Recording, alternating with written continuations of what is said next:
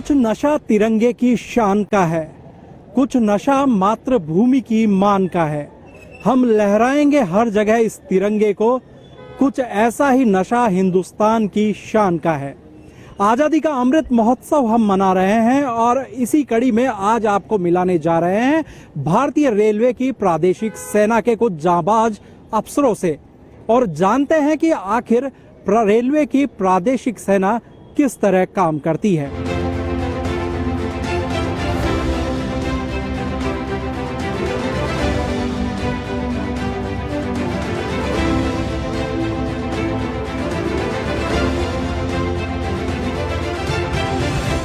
भारतीय रेलवे का काम केवल यात्रियों को एक जगह से दूसरी जगह पर पहुंचाना ही नहीं है, ना ही माल को एक जगह से दूसरी जगह पर सुरक्षित पहुंचाना है, बल्कि एक और बड़ा काम है भारतीय रेलवे का और वो काम है देश की सीमाओं की सुरक्षा करना।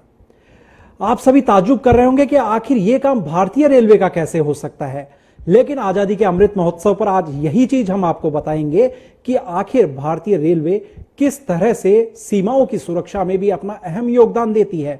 जी हां, भारतीय रेलवे की प्रादेशिक सेना जो है वो एक महत्वपूर्ण जिम्मेदारी निभाती है युद्ध के समय में। और इस वक्त हमारे साथ भारतीय रेलवे की प्रादेशिक सेना के 3 जांबाज अफसर इस वक्त हमारे साथ मौजूद है। कैप्टन शशि किरण जी हमारे साथ हैं, कैप्टन अमित जी और कैप्टन शशांक जी हमारे साथ मौजूद हैं। आप तीनों का स्वागत है और आजादी के अमृत महोत्सव आज हम मना रहे हैं। सबसे पहले शुरुआत करेंगे कैप्टन शशि किरण जी से।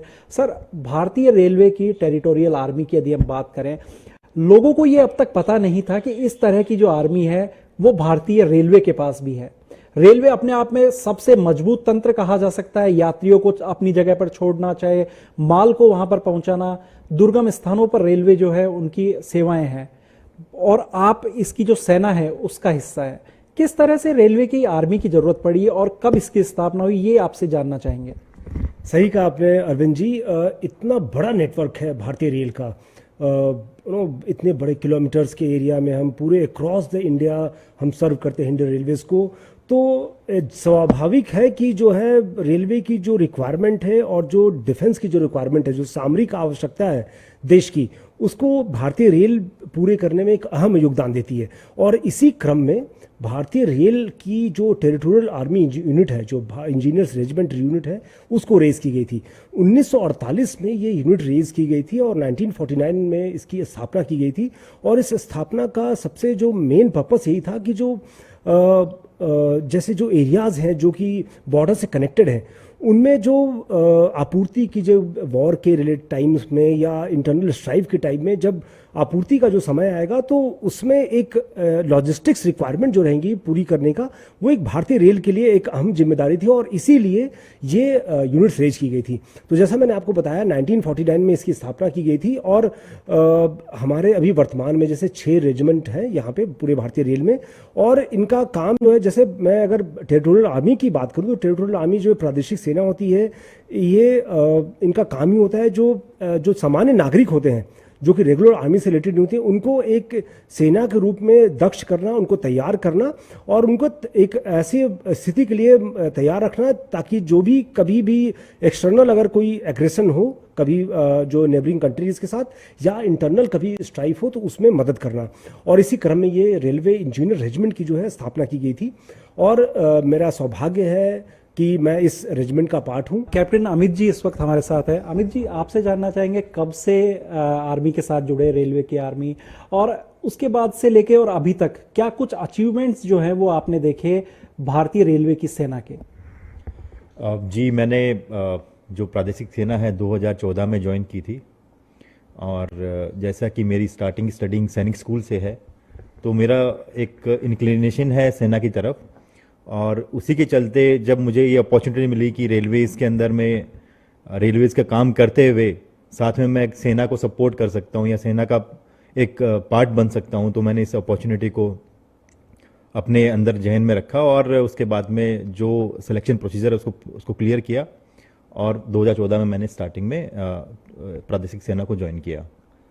उस वक्त मेरी जो पोस्टिंग है वो ईस्ट कोस्ट रेलवेज़ में थी और वहाँ के लिए जो यूनिट डिफाइंड है वो है आद्रा में, पुरुलिया के पास में है तो वहाँ पे मैंने अपना फर्स्ट कैंप अटेंड किया। और जैसा कि मैं बताना चाहता हूँ आपको कि सेना के साथ में हमें काम करने में कोई कठिनाई ना हो और हमारे फिजिकल मापदंड वैसे रहें ताकि कोई तालमेल में कमी ना हो। तो उसके चलते जितने भी जवान और अफसर हैं उनको साल में 1 महीने की ट्रेनिंग करना अनिवार्य है।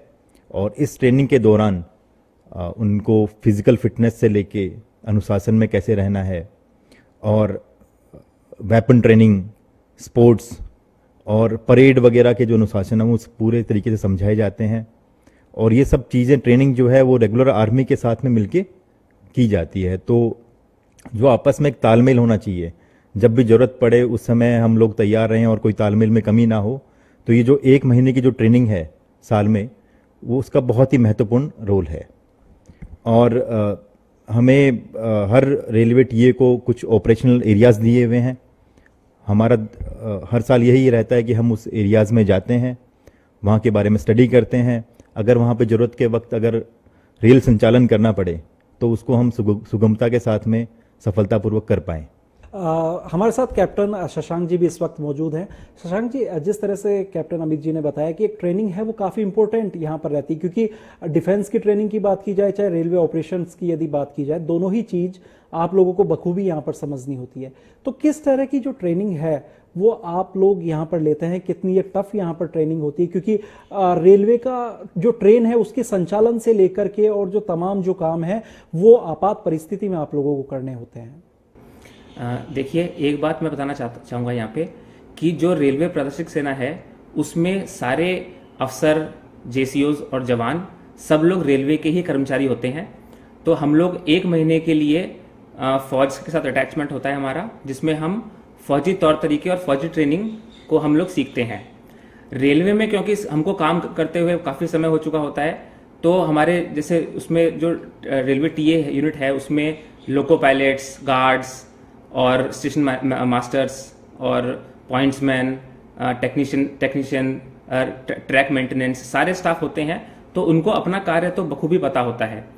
लेकिन जब कभी युद्ध कभी हुआ या कभी कोई भी इमरजेंसी हुई, उस सिचुएशन में जब हमारा रोल सिर्फ और सिर्फ फौज को असिस्ट करने का होगा, उस केस में एक आर्मी का और रेलवे का एक कोऑर्डिनेशन होना बहुत ज़रूरी है। और वो कोऑर्डिनेशन बहुत ही माइन्यूट और बहुत ही पेचीदा कोऑर्डिनेशन होना चाहिए।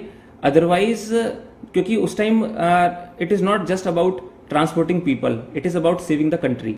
तो उसी उपलक्ष्य में जो हमारे जवान है, ये हमारे जो आज़ादी से पहले भी अंग्रेजों ने पहले ये जो टीए की जो स्टार्टिंग हुई थी वो आज़ादी से पहले से ही थी। 1920 से ही वो लोग सिविलियंस को इंडक्ट करते थे, जिसको हमने बाद में आज़ादी के बाद टेरिटोरियल आर्मी नाम दिया गया।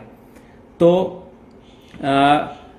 उसमें तो जो हमारे जो सारे कर्मचारी हैं वो लोग जब वो 1 महीने के लिए जाते हैं तो हम लोग बिल्कुल फौज की क्या टर्मिनोलॉजीज हैं, वेपन्स को कैसे चलाते हैं, वेपन्स को इवन अगर वेपन अटक जाए, वेपन काम करना बंद कर दे तो उसको कैसे ठीक करें, तो ये सब चीज़ें हम सीखते हैं। और साथ में परेड करना, आपस में कोऑर्डिनेशन, क्योंकि जो परेड है इट इज़ नॉट जस्ट कि आप कैसे चल रहे हैं। परेड जो होता है वो एक ग्रुप किस तरह से आपस में कोऑर्डिनेटेड काम करे, इट सिग्निफाइज दैट।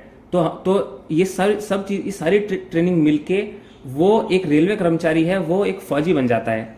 और जो ऑपरेशनल जो हमारा एक्सरसाइज होती है उसमें हम लोग जो लड़ाई के समय जो चीज़ होगी उसको हम बखूबी वो चीज़ हम उसको सिमुलेट करते हैं कि जब लड़ाई होगी तब हमारे किस तरह से हमारी जो रेजिमेंट है वो कहाँ स्टेशन होगी, उसके क्या क्या रोल रहेंगे, वो कैसे हर जगह लंगर चलाएगी, कैसे वहाँ पर क्या क्या काम करेगी, कहाँ पे हथियार रखेंगे, क्या करेंगे, वो सब चीज़ें जो हैं वो उसकी हम लोग सिमुलेशन करते हैं उसका।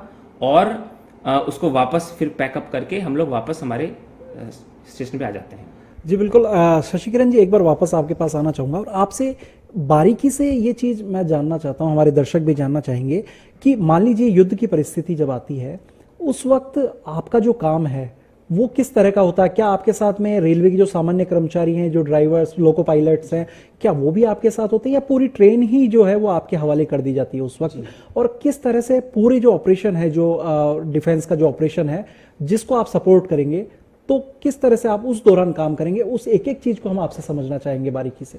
जी देखिए, जैसे बताया गया है, रेलवे यूनिट जो है, रेलवे इंजीनियर रेजिमेंट जो है, इसका पर्पस ये है कि जो ऑपरेशन एरिया जो है, जो डिफाइंड है हमारे ऑपरेशन एरियाज, उन पे हम रेकी करते हैं और उनकी पूरी एरियाज को हम आइडेंटिफाई करते हैं कि हाँ कहाँ पे हमारा जब ये एक्सटर्नल जब कोई एग्रेशन ऐसा होगा, जब भी वॉर सिचुएशन होगी, तो जो हमारा काम रहेगा वो होगा एक बैक एंड रोल रहेगा सपोर्ट करने का रेगुलर आर्मी का। तो उस रेगुलर आर्मी को हम किस तरह से ट्रेन मूवमेंट में हम सपोर्ट कर पाएंगे, क्योंकि एक बड़ा ही लॉजिस्टिक्स रिक्वायरमेंट रहेगा। जब भी आर्मी फ्रंट में जब काम कर रही होगी बॉर्डर एरियाज में, तो सबसे बड़ी रिक्वायरमेंट होगी वो है कि रसद की आपूर्ति करना, माल असला की आपूर्ति करना और उनको टाइमली पहुंचाना उस एरियाज में। तो वो जो ऑपरेशन एरिया हमारा होता है उसकी हम पूरी रेकी करते हैं। हमारी पूरी ट्रेनिंग दी जाती है कि जब ये ऑपरेशंस की कंडीशन आएगी तो हम किस स्टेशन पे कैसा ऑपरेशन करेंगे और किस तरह का कंडीशन मॉनिटर करेंगे। तो जैसे आपने बताया, लोको पायलट हमारे होंगे, जो ट्रैकमैन होंगे, जो पॉइंट्समैन होंगे, जो भी हमारे स्टाफ होंगे, वो रेलवे जो टीए यूनिट के जो हमारे कर्मचारी होंगे, अधिकारी होंगे, वो पूरे वहाँ पे उस समय तैनात होंगे और वो पूरे मॉनिटर करके सिचुएशन का पूरा संभालेंगे। मैं एक और भी चीज़ आपको बताना चाहूँगा, जो हमारा गौरवशाली इतिहास रहा है उसके बारे में। 1965 वॉर के बारे में आपने सुना होगा कि जब पाकिस्तान के साथ वॉर हुआ तो बहुत ही एक गौरवशाली इतिहास रहा है उस समय, क्योंकि जो गडरा रोड, जैसा कि आप में से कुछ लोगों को पता होगा, जो कि जोधपुर मंडल का एक हमारा स्टेशन भी है, गडरा रोड, वहाँ पे एक हमारे ही रेल कर्मी ने, जो कि टेरिटोरियल आर्मी में थे, उन्होंने वहाँ पे कई रेल कर्मी उस वॉर में शहीद हो गए थे और उन्हीं की स्मृति में हमने वहाँ पे एक स्मृति स्थल बना रखा है, जो कि आज भी हर साल वहाँ पे हम मेला लगता है और पूजा की जाती है। और इसी तरह 1971 वार की बात करूँ तो बहुत ही एक रोंगटे खड़े करने वाली घटना हुई थी, जिसमें कि हमारे एक लोको पायलट है दुर्गा शंकर, जिन्होंने दुर्गा शंकर पालीवाल ने घायल होने के बावजूद भी उन पे जो है साइबर जेट का अटैक हुआ, पाकिस्तानी आर्मी ने किया और उन्होंने अपने जो बाह थी उनकी वो डैमेज हुई, उसके बावजूद भी उन्होंने कोहनी से चलाते हुए और कैसे उस गाड़ी को पहुंचाया बियॉन्ड मुनाबाव के तरफ जो है पहुंचाया, फिर उसके रसद की आपूर्ति की। तो ऐसे रोंगटे खड़ी करने वाली घटनाएं हैं और ऐसी इतिहास रहा है जिससे कि हमें गर्व महसूस होता है। और जब भी मेरा पर्पस आर्मी को ज्वाइन करने का भी यही था कि इतने गौरवशाली इतिहास है, प्लस जब भी मैं इस यूनिफॉर्म को पहनता हूं तो मेरा सीना जो है गर्व से 4 इंच चौड़ा हो जाता है और मैं महसूस करता हूं उस गौरवशाली इतिहास को और इस वर्तमान को, जो कि सेना का जो हमारा है। और मैं महसूस करता हूं कि जो है कितना मैं अपने आप को प्रिविलेज फील करता हूं कि मुझे इस यूनिफॉर्म को पहनने का मौका मिला। तो ये एक संपूर्णता है एक भारतीय रेलवे की, जो कि बताती है इतिहास और वर्तमान के बारे में कि कैसे जो है रेल संचालन के अलावा हम रेल के जो हमारी सीमाएं पे जो हम सहयोग कर रहे हैं भारतीय सेना का, उसके बारे में बताती है। बिल्कुल, जैसा कि सर आपने बताया कि यूनिफॉर्म को पहन करके एक अलग ही जो मजा है वो यहाँ पर होता है। बहुत से युवा ऐसे हैं जो कि आर्मी में जाने का सपना जो है संजोए रखते हैं। ऐसे युवाओं को जो रेलवे में भी जाना चाहते हैं और रेलवे की टेरिटोरियल आर्मी में भी जाना चाहते हैं, उनको क्या कहना चाहेंगे, किस तरह से वे आर्मी के अंदर आ सकते हैं और अपनी जो देश सेवा है वो यहाँ पर कर सकते हैं? देखिए, जो भारतीय रेल की जो टेरिटोरियल आर्मी यूनिट है, इंजीनियर रेजिमेंट, इसको आपको अगर ज्वाइन करना है तो इसकी कुछ मिनिमम क्वालिफिकेशन है। जैसे कि आपकी एज जो है 18 to 42 होनी चाहिए। आप अगर भारतीय रेल में है तो यानी आपकी एक सैलरी जॉब है ही है। इसके अलावा आपको मेडिकल क्वालिफाई करना पड़ता है और एक इंटरव्यू बोर्ड होता है, वो करना पड़ता है। फिजिकल की कुछ रिक्वायरमेंट होती है, वो करनी पड़ती है, क्योंकि जैसा आपको अभी तक ज्ञात हो गया होगा कि ना सिर्फ रिक्वायरमेंट है रेल संचालन की उस, बल्कि एक फिट की बहुत ज़रूरत है। तो जैसा कैप्टन शशांक ने बताया कि हमें जो ट्रेनिंग दी जाती है पूरे साल में 30 डेज़ की, उसमें हम यही हमारा रहता है प्रयास कि हम अपने आप को एक साल भर के लिए फिटनेस की जो शेड्यूल है वो मेंटेन कर पाए। तो जो हमारा रेजीम होता है उस ट्रेनिंग के दौरान वो होता है कि डेली हम फिटनेस एक्सरसाइजेस करते हैं, परेड करते हैं, ड्रिल करते हैं, वेपन की ट्रेनिंग देते हैं, सो दैट जब भी वॉर की रिक्वायरमेंट हो तो हमें पता हो कि इस संचालन, ना सिर्फ रेल संचालन कैसा हो बल्कि हथियारों का संचालन कैसा हो, आर्मी के साथ लाइजन कैसे करना है। तो इस तरह की सारी जानकारी हमें दी जाती है और ये एक बहुत ही अच्छा अवसर है युवाओं के लिए जो कि रेलवे में ज्वाइन करना चाहते हैं या रेलवे में ज्वाइन कर चुके हैं, उन सब के लिए कि एक बड़ा ही सुनहरा अवसर है कि आप अगर भारतीय रेल के साथ साथ भारतीय सेना को भी आप अगर सेवा देना चाहते हैं तो बहुत ही स्वर्णिम अवसर है। आइए इस सेवा का लाभ उठाएं और भारतीय रेल सेना की इंजीनियर रेजिमेंट को ज्वाइन करें। जी बिल्कुल। तो जो युवा अपना करियर बनाना चाहते हैं सेना में, उनके लिए भी काफी कुछ चीजें जो हैं वो कैप्टन शशि किरण जी ने यहाँ पर बताई। आगे भी ये जो वार्ता का दौर है ये जारी रहेगा। फिलहाल यहाँ वक्त तो चला एक छोटे से ब्रेक का। बने रहिए पत्रिका टीवी के साथ।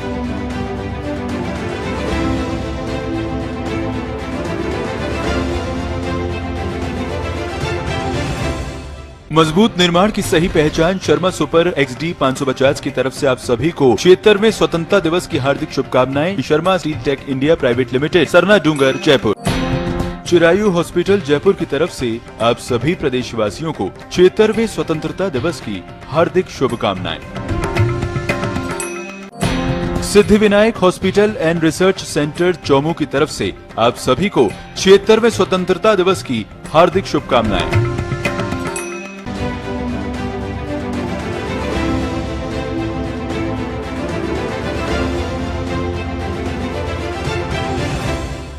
ब्रेक के बाद एक बार फिर पत्रिका में आपका स्वागत है और आज आजादी के अमृत महोत्सव पर हम बात कर रहे हैं भारतीय रेलवे की टेरिटोरियल आर्मी के जांबाज अधिकारियों से।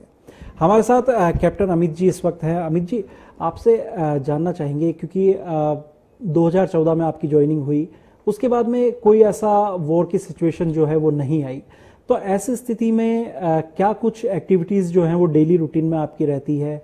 क्योंकि आर्मी से रिलेटेड हैं तो आपकी पोस्टिंग जो है वो कहाँ रहती है और किस तरह के जो फायदे हैं, कुछ जो बेनिफिट्स जिनको कहा जा सकता है कि एक आर्मी पर्सन की लाइफ के जो बेनिफिट हैं वो रेलवे को आप किस तरह से दे पाते हैं? जैसा कि मैंने आपको बताया कि मैंने जो प्रादेशिक सेना है 2014 में ज्वाइन की थी। उसके बाद हर साल जो एनुअल ट्रेनिंग कैंप रहता है उसके हम पार्ट रहते हैं और हर साल मैंने 1 महीने की ट्रेनिंग ली है। और चूँकि उसके बाद कोई बड़ी ऐसी कोई ना ही युद्ध की सिचुएशन हुई और कोई इंटरनल डिस्टर्बेंसेस हुए जिसमें हमें कॉल अप किया गया, बट उस स्थिति के लिए तैयार रहने के लिए हम ऑपरेशनल एरिया में जाके वहाँ पे एक्सरसाइज करते हैं, फिजिकल एक्सरसाइज। तो हर यूनिट जो है वो करीबन 3 से 4 साल के बीच में एक बार फिजिकली उस ऑपरेशनल एरिया के अंदर जाके फुल मोबिलाइजेशन एक्सरसाइज बोलते हैं उसको, पूरी की पूरी यूनिट वहाँ पे जाके रीलोकेट होती है और वहाँ पे जो उनके पास में जितना एरिया दे रखा है, करीबन 300-350 किलोमीटर का जो एरिया रहता है उसकी कंप्लीटली रेकी होती है। वहाँ पे फिजिकली हम लोग ट्रेन चलाते हैं ताकि अगर ज़रूरत पड़े तब हमें ट्रेनें कैसे चलानी है उसकी जानकारी हमें रहे। और जो यूनिट मूव करती है उसमें हर ट्रेड के लोग रहते हैं जो रेल संचालन में ज़रूरत पड़ती है जिनकी, जैसे लोको पायलट मान लीजिए, guard, station masters, trackman, pointsman, और जो ट्रेन चलती है वो डब्बों चलती है तो उन डब्बों का रख रखाव, मेंटेनेंस।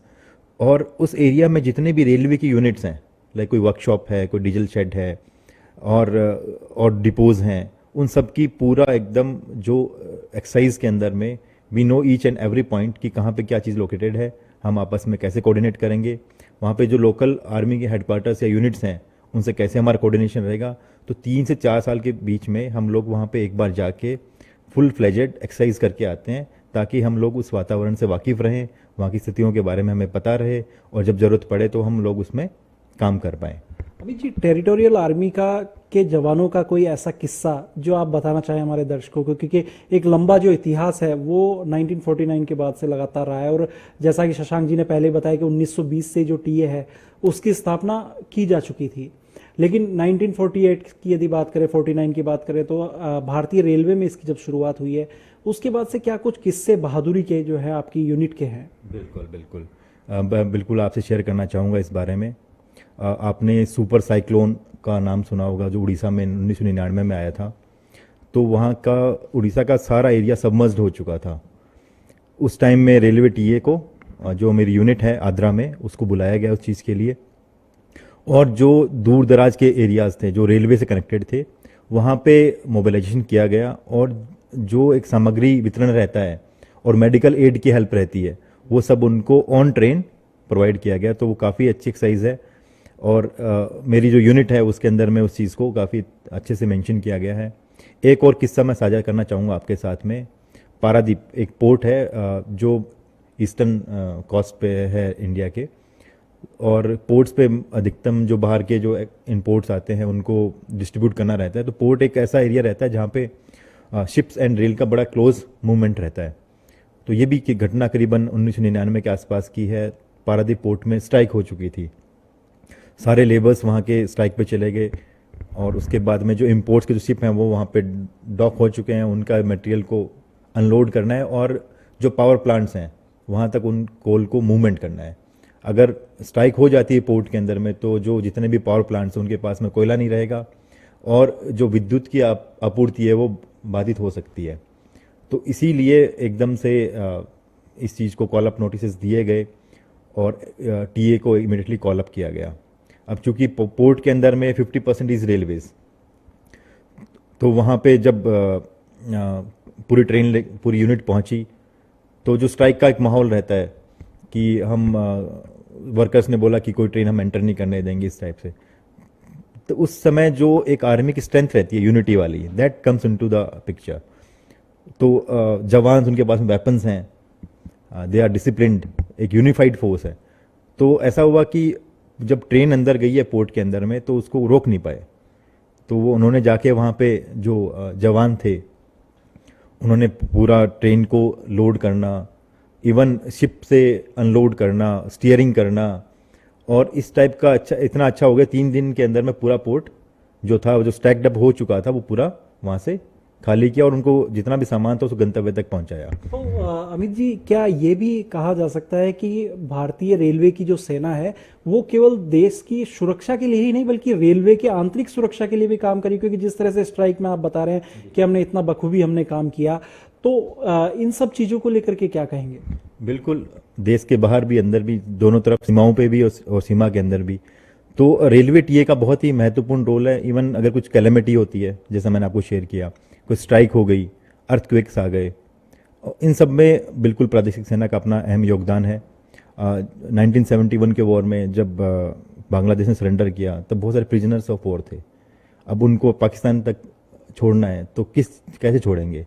तो रेलवे ने उस टाइम पे भी बहुत अपना जो मतलब योगदान दिया। जो 70,000 80,000 जो प्रिजनर्स ऑफ वॉर थे उनको लाके सेफली फ्रॉम, मतलब safe is very important, Bangladesh से लेके पाकिस्तान तक उनको डिबोर्ड किया है वहाँ पे।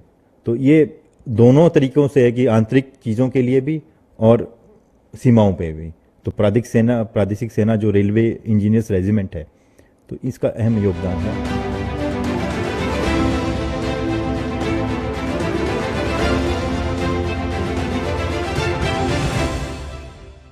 मजबूत निर्माण की सही पहचान शर्मा सुपर XD 550 की तरफ से आप सभी को 76वें स्वतंत्रता दिवस की हार्दिक शुभकामनाएं। Sharma steel tech India private limited, Sarna डूंगर, जयपुर।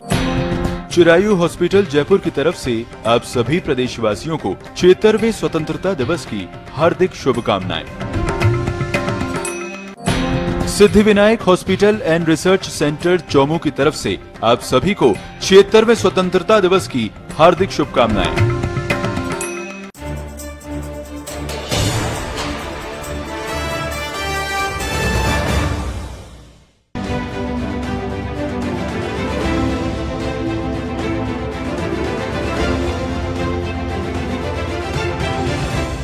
कैप्टन शशांक, हमने ये भी सुना है कि ऑपरेशन पराक्रम जब हुआ तो उसमें भी भारतीय रेलवे की जो प्रादेशिक सेना है उसका एक महत्वपूर्ण रोल जो है वो उस ऑपरेशन पराक्रम में देखा गया। किस तरह का वो रोल था? आप बिल्कुल सही कह रहे हैं। भारत की जब पार्लियामेंट पे अटैक हुआ था तो उस समय जो भारतीय सेना और पाकिस्तानी सेना दोनों बिल्कुल आमने सामने आ गई थी और तब ये लग रहा था कि किसी भी समय दोनों देशों के बीच में जंग छिड़ सकती है। तो उस समय भी जो भारतीय जो अपनी रेलवे प्रादेशिक सेना है इनको हम लोगों को कॉल ऑन कर दिया गया था और हमारी यूनिट्स जो है जो हमारे बॉर्डर एरियाज है वहाँ पर तैनात कर दी गई थी। और जैसा कि मैंने पहले बताया था कि हमारा काम ही है आर्मी और रेलवे के बीच की फाइन ट्यूनिंग उसके लिए। तो उस समय जो वहाँ पे आर्मी कमांडर जो थे उनकी रिक्वायरमेंट ये थी कि जो हमारा मुन्ना भाव जो आखिरी स्टेशन है उससे और आगे तक 12 किलोमीटर तक उनको रेलवे ट्रैक चाहिए थी, और उनकी ये रिक्वायरमेंट थी फौज की कि हम और उसके और आगे 12 किलोमीटर तक हम ट्रैक भी बिछाएं और ट्रेन का संचालन भी करें। तो इसी दिशा में हम लोगों ने इसके लिए पूरी हर तरह से सारी तैयारियां कर ली थी। हमारे ऑफिसर्स वहां पर कई महीनों तक जो ड्यूरिंग ऑपरेशन पराक्रम उस जो ऑप एरिया है वहां पर रहे, और हमने रेलवे से भी जो हमको जिन चीज़ों की जिसकी ज़रूरत पड़ती, सामान की और इक्विपमेंट्स की, वो सब हमने अरेंज कर लिया था। और हम लोग बस उस पल के इंतजार में थे कि जैसे ही अब हमको कहेंगे कि ठीक है अब हमको वहाँ पे ट्रेन चलानी है और आप पटरी बिछा दीजिए, और हम उसके लिए बिल्कुल हर तरह से तैयार थे। तो और इस बात की सराहना भी की गई कि जो ये रेलवे टीए है ये हमारे लिए एक अच्छी एक रिसोर्स है। फौज ने भी इसकी सराहना की थी उस समय। एक बार फिर से हम कैप्टन शशि किरण जी के पास चलते हैं। कैप्टन साहब, आपसे जानना चाहेंगे एक वो रोचक किस्सा जो आप कभी नहीं भूल सकते आपकी टेरिटोरियल आर्मी के लिए, ऐसा कोई गौरव का पल जो आप कभी नहीं भूल सकते। जैसा कि कैप्टन अमित ने भी बताया, जो इंटरनल स्ट्राइव का वो तो खैर है ही, बट अगर मैं अदम्य साहस की बात करूं जिसमें कि ऐसा पराक्रम वाला काम किया गया है, वो 1971 के वॉर में किया गया था। और वो हमारे लोको पायलट, रेलवे के लोको पायलट थे दुर्गा शंकर पारीवाल। इन्होंने जो मुनाबाव के बाद खोखरा पार जो पाकिस्तान का एरिया था उस समय, तो देन पाकिस्तान, उस एरिया में एक्चुअली क्या हुआ था कि जब 1971 की वॉर हुई तो पाकिस्तान के जो जेट विमान थे उन्होंने लगातार बॉम्बिंग शुरू कर दी, और जो बॉर्डर पे जो इंडियन फोर्सेस जो काम कर रही थी उनको रसद पहुंचाने का काम था, जो कि एक बहुत बड़ा ही एक लॉजिस्टिक्स रिक्वायरमेंट थी, क्योंकि उनकी रसद खत्म हो गई थी और वॉर की सिचुएशन ऐसी आ गई थी कि ये रसद आपूर्ति बहुत ही इंपॉर्टेंट एक क्रिटिकल पॉइंट हो गया था। उस समय दुर्गा शंकर पालीवाल जी ने उस ट्रेन को वीरता से चलाते हुए बॉर्डर के पास वो ले गए और वहां पे ना सिर्फ उसको पहुंचाया, इस दौरान उनकी जो है खुद की उनकी बांह जो है वो क्षतिग्रस्त हो गई, लेकिन फिर भी उन्होंने कोहनी के माध्यम से उस ट्रेन को चलाया और पहुंचाया, और फिर उसको जो है बैक करते हुए लगभग 25 किलोमीटर जो है ट्रेन को बैक किया और 15 मिनट में पूरी रसद की आपूर्ति इंश्योर की।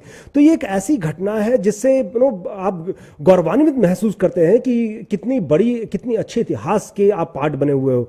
और इस तरह के ही किस्से और जो है कहानियां जुड़कर सुन करके ही हमें लगता है कि भारतीय रेल जो है ना सिर्फ इस सामान सप्लाई का काम या देश के एक कोने से दूसरे कोने से जुड़ने का ही नहीं काम कर रही है, बल्कि सामरिक महत्व में भी इनका एक बहुत बड़ा योगदान है।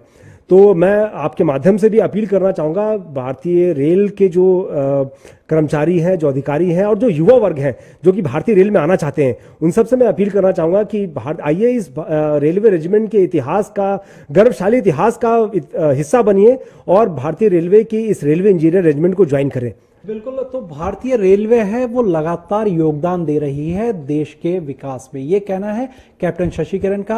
आजादी का अमृत महोत्सव हम मना रहे हैं और इसी कड़ी में भारतीय रेलवे की जो सेना के 3 अधिकारी हैं वो हमारे साथ मौजूद थे। तीनों का बहुत बहुत धन्यवाद। और किसी ने क्या खूब कहा है, शहीदों की चिताओं पर लगेंगे हर बरस मेले, शहीदों की चिताओं पर लगेंगे हर बरस मेले, वतन पर मिटने वालों का बाकी यही निशान होगा। आप सभी को स्वतंत्रता दिवस की शुभकामनाएं। जय हिंद, जय भारत।